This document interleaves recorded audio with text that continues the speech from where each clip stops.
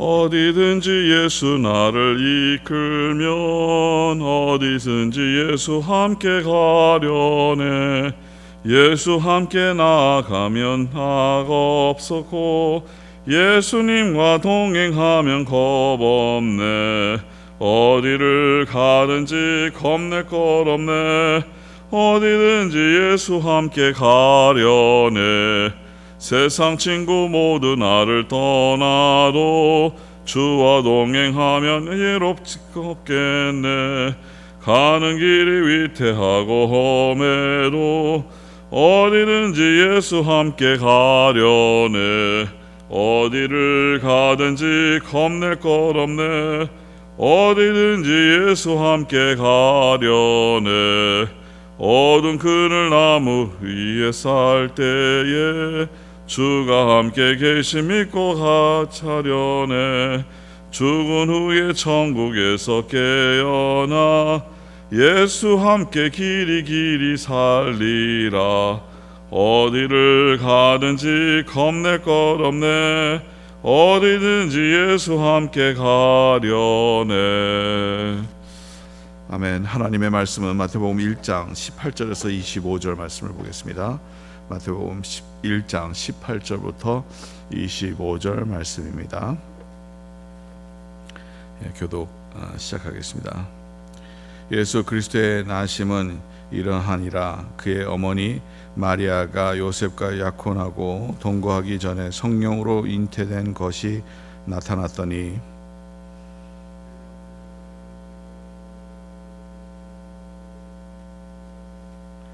이 일을 생각할 때 주의 사자가 현몽하여 이르되 다윗의 자손 요셉아 내 아내 마리아 데려오기를 무서워하지 말라. 그에게 잉태된 자는 성령으로 된 것이라.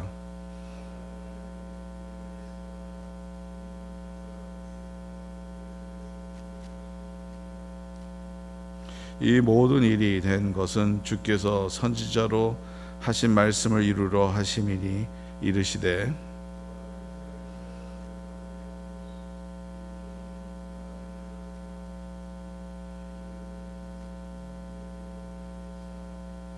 요셉이 잠에서 깨어 일어나 주의 사자의 분부대로 행하여 그의 아내를 데려왔으나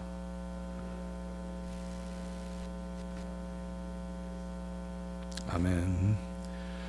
오늘 말씀 우리가 너무 잘 알면서도 말씀 안에 짧은 말씀이지만 그 말씀 가운데서 여러 가지 의미가 있는 것을 보게 됩니다. 특별히 설교로 한다면 상당히 내용이 많은데 오늘 내용은 제가 한 구절 중심으로 여러분 우선 말씀을 전하고자 합니다. 오늘 말씀에 이제 전체적으로 봤을 때 요셉이 이제 마리아가 아기를 이제 생긴 것을 이제 발견하게 되죠.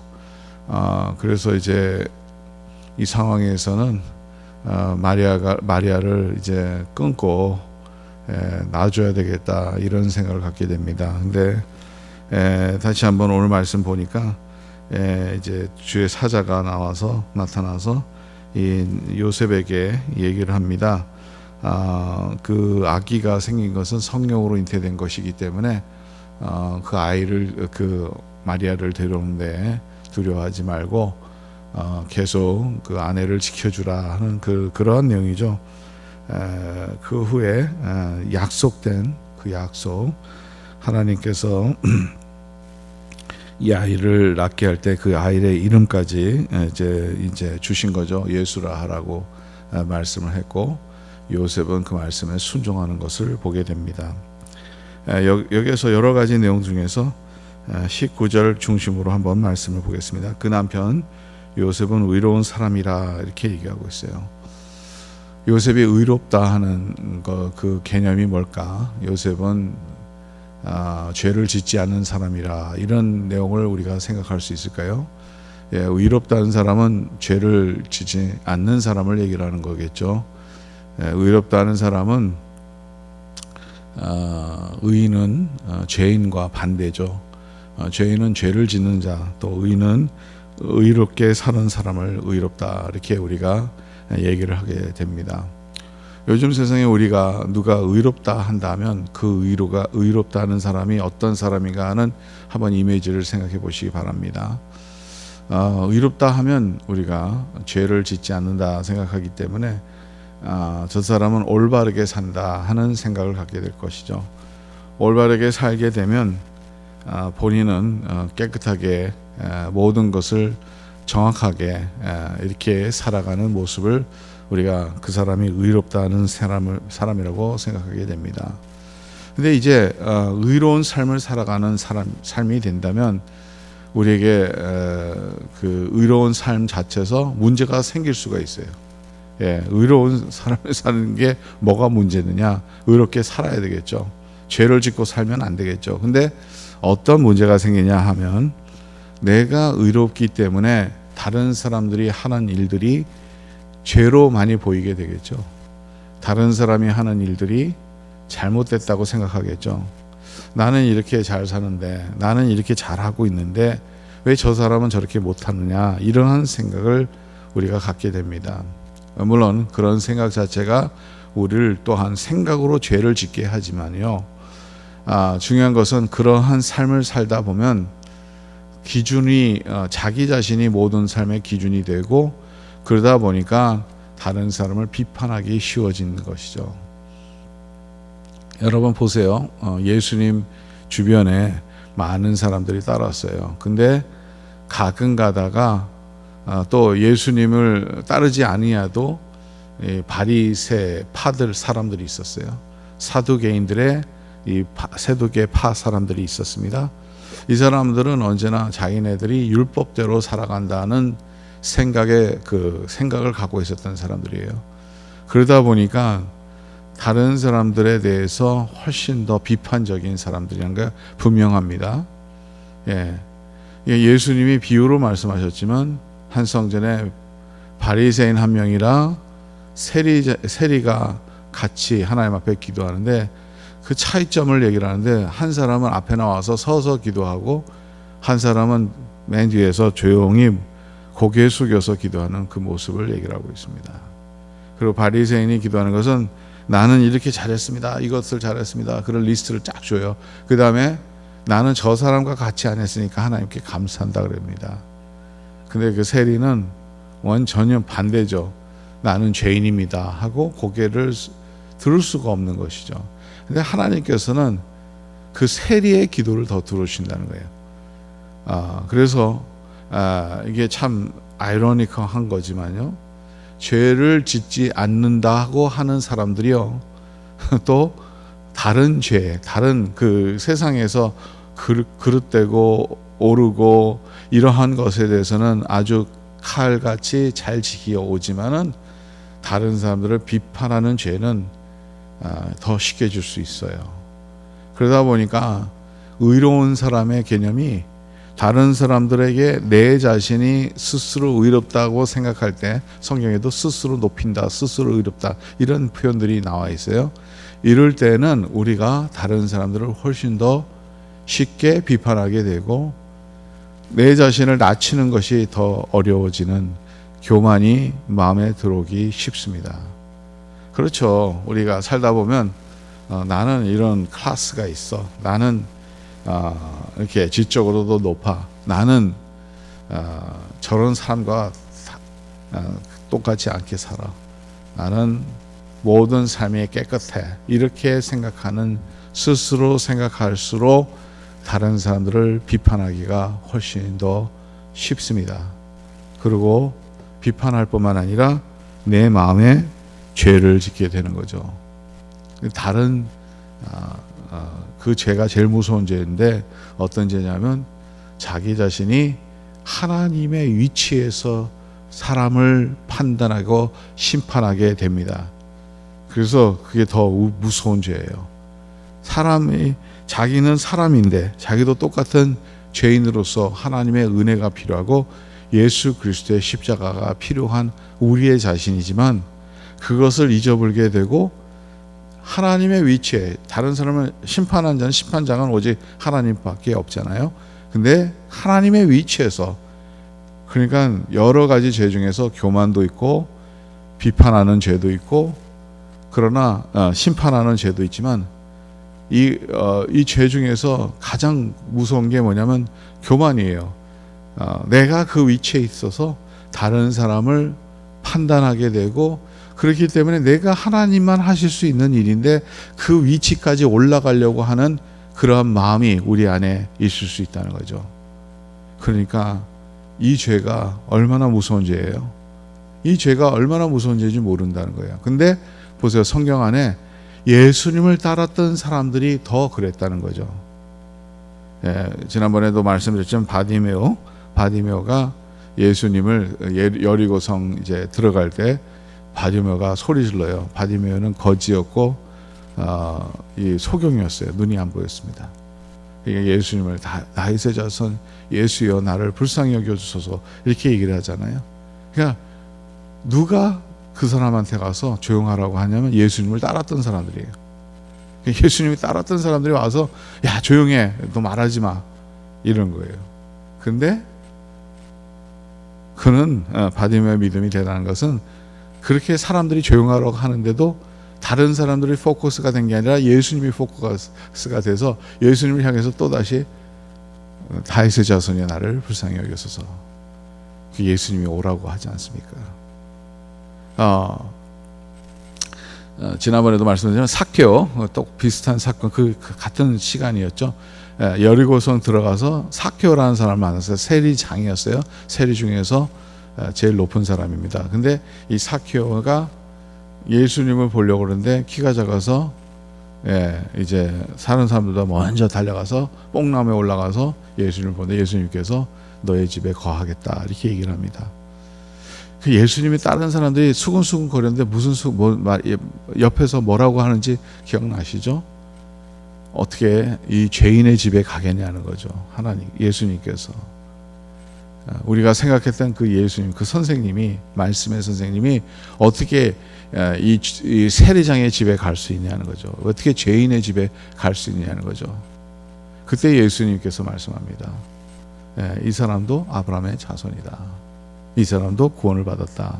이 사람도 의로운 사람이 됐다.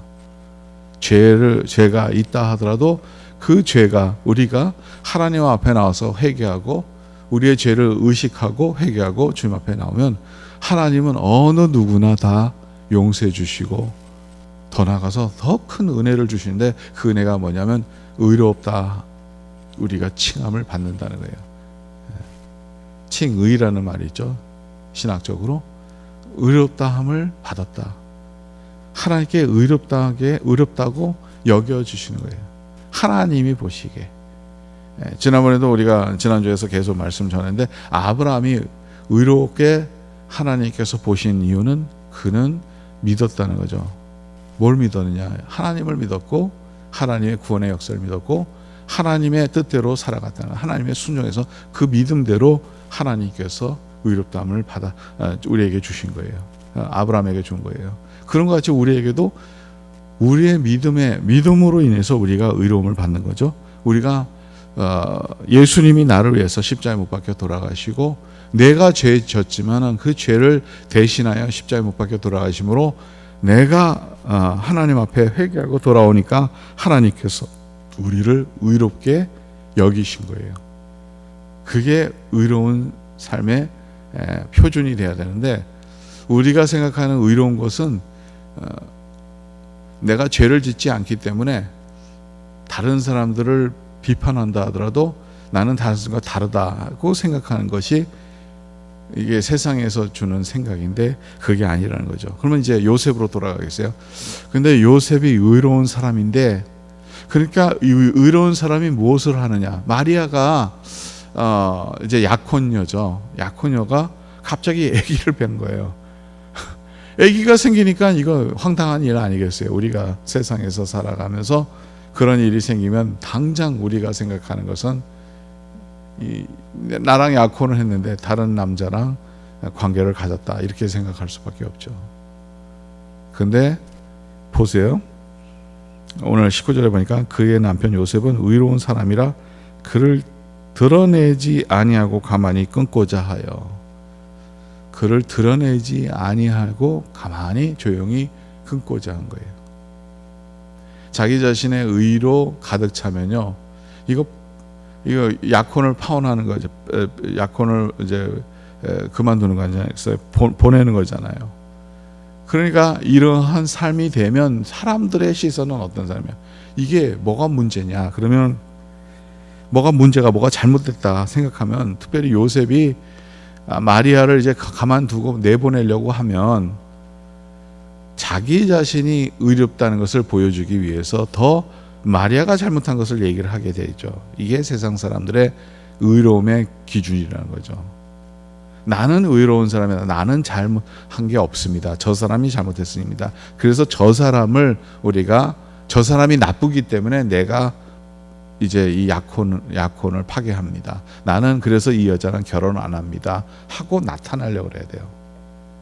그게 세상 사람들의 생각입니다. 그래서 나는 의로운 사람이니까, 나는 올바른 사람이니까 저 여자가 잘못했기 때문에 이 약혼을 내가 파괴시키고 결혼을 안 하겠다, 이렇게 선포를 해야 되는데, 약혼은 약속하는 거잖아요. 결혼을 약속하는 거 아니겠어요? 근데 이 결혼을 약속한 거를 어기기 위해서 그렇게 해야 되는데, 정반대로 그를 드러내지 아니하고 그를 감싸줬다는 거예요. 그래서 조용히 아무도 모르게 그냥 내버려 두려고 그랬던 거죠. 참 세상 사람들이 생각하는 생각과 이 요셉이 한 행동과는 너무 다른 거예요. 근데 그 자체를 하나님께서 의롭다고 여겨지는 거예요. 여러분, 진정으로 의로운 사람들은 다른 사람들의 죄를 드러나고자 하는 것이 진정으로 의로운 사람이 아니라, 다른 사람들의 죄를 감싸주려고 하는 것이 진정으로 의로운 사람들이 하는 행동이라는 거예요.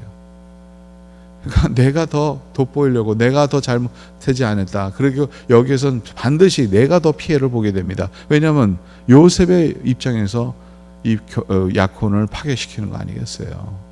근데 여기에서는 요셉이 아니라 그러니까 자기 자신이 숨긴 거, 자기가 자신이 손해 본다 하더라도 마리아를 감싸주려던 이 마음이 하나님의 보시기에 의롭다는 거예요. 그래서 그의 남편 요셉은 의로운 사람이라 그를 드러내지 아니하고 가만히 끊고자 하여. 참 우리에게 많은 생각을 주게 됩니다. 교회 안에서 많은 생각을 주게 돼요. 교회 안에서도 누가 이렇게 살았어, 누가 이런 행동을 했어, 누가 이래서 이렇게 됐어, 이러한 얘기를 하기 좋아하는 사람들이 우리 교회는 없는 것 같아요. 그래서 감사한데 교회 안에서도 이런 일들이 많습니다. 손가락질하는 게 많아요. 또 누가 교회 지도자들 중에서 한 명이 저는 지도자인데 또 저렇게 실수를 했어, 저런 잘못을 했어, 손가락질하기 쉬워요. 어떻게 저렇게 하지? 이러한 얘기도 나올 수도 있어요. 근데 그것을 말하고 그 사람의 죄를 드러내려고 하는 그 자체가 의로운 게 아니라 오히려 거꾸로 그 사람을 감싸주고 보호하고 사랑해주고, 사람들에게 드러나려고 하는 것이 아니라 오히려 그를 감싸주면서 죄가 있다면 그 죄에 그 사람의 1대1로 가서 얘기를 해주고 성경에 있는 내용을 가르쳐주고 서로에게 그 죄를 더 짓지 않도록 이끌어주는 것이 진정한 의로운 사람의 삶입니다. 이게 이렇게 말하면 쉬운 일인 것 같지만요, 그렇게 쉬운 일이 아니에요. 진정으로 이렇게 의로워지려면 우리가 제일 먼저 우리가 깨달은 것은, 물론 많은 것들이 있습니다. 이렇게 되려면 교만하지 않으려고 노력해야 되고, 나도 죄를 질 수 있다고 생각할 수 있는 그러한, 나도 이런 상황에서 이렇게 죄를 질 수 있겠다는 그러한 생각도 가질 수 있는 넓은 마음이 있어야 되겠지만, 제일 중요한 게 뭐냐면 내가 죄인이었는데 예수 그리스도의 사랑으로, 예수 그리스도의 그 십자가의 은총으로 우리는 의롭다함을 받았다는 그 사건을 철저히 믿는 사람만, 그리고 그 생각을 늘 해온 사람만, 그 은혜 안에서 있는 사람들만 할 수 있는 놀라운 행위입니다. 저와 여러분들은 진정으로 세상에서 기준으로 보는 의로움이 아니라 하나님의 보시기에 의로움. 우리는 다 죄인이에요. 사실 어느 누구나 다 죄를 짓게 됩니다. 우리는 다 예수 그리스도가 필요한 존재입니다. 예수 그리스도 없이 구원을 받을 수 없는 존재예요. 그래서 우리는 죄인들을 사랑하게 되는 거죠. 그래서 우리는 죄인들을 마음에 품는 것입니다. 그래서 우리는 예수 그리스도를 바라보며 오늘도 승리하면서 살아가는 그러한 모습이 우리 안에 있기를 간절히 바랍니다. 나의 의로움이 아니라 예수 그리스도의 의로움이 우리의 삶 속에서 나타나기를 간절히 바랍니다. 기도하겠습니다. 하나님 감사합니다. 오늘 요셉을 통해서 진정으로 의로운 삶이 뭔지 다시 한번 깨닫게 됩니다. 내가 너무 의로워서 죄인들과 나는 같이 섞을 수가 없어, 이런 생각이 아니라 나는 예수 그리스도의 은혜가 필요하고 예수 그리스도의 구원의 역사를 필요한 자라는 것을 철저히 믿고 그 사랑 안에서 우리가 타인을 죄를 용서해주고 또 그들을 감싸주고 그들을 위해서 기도하고 그들을 말씀으로 인도하는 이러한 진정으로 의로운 삶을 살아갈 수 있도록 주님 저희들을 도와주시고, 하나님의 나라에 우리가 참 하나님의 필요한 주의 백성들이 될 수 있도록 도와주시기 간절히 바랍니다. 오늘도 주님 앞에 고개 숙여 기도할 때 성령님께서 저희들을 도와주시고 하나님의 그 뜻을 발견하며 하나님과 함께 동행하는 우리의 모습이 될 수 있도록 도와주시옵소서. 주님만을 바라보게 해주시고 주님 안에 있는 그 은혜를 체험할 수 있도록 도와주시옵소서. 예수 그리스도의 이름으로 기도드리옵나이다. 아멘. 찬양하라 내 영혼아, 찬양하라 내 영혼아, 내 속에 있는 것들아 다 찬양하라. 감사라 내 영혼아, 감사라 내 영혼아, 내 속에 있는 것들아 다 감사하라.